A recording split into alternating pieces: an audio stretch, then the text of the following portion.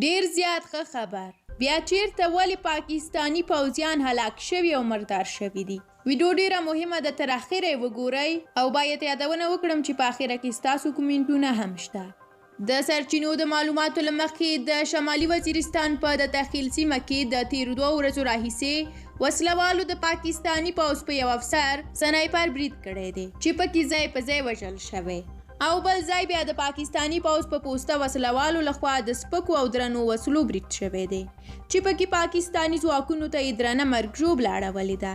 ځایي سرچینې وایي چې په دغه برید کې د پاکستاني پوځ 3 سرتیري وژل شوي او لسګونه نور ټپیان دي چې نږدې روغتون ته لیږدول شوي او وسلوالو پوستې ته اور ورته کړی دی. پاکستاني امنیتي سرچینو رسنیو ته ویلي دي چې په دغه برید کې چې د شپې په تیاره کې شوی دی ګڼ شمېر سرتیري وژل شوي او ټپیان شوي دي.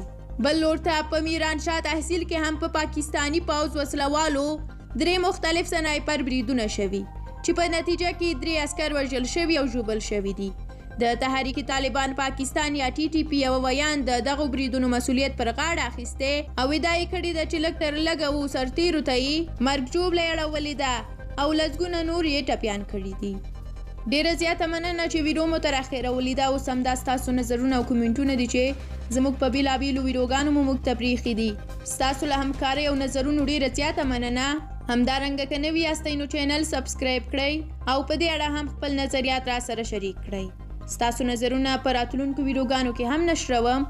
تر بیا او بلې ویډیو د خدای په امان الله مو مل شه.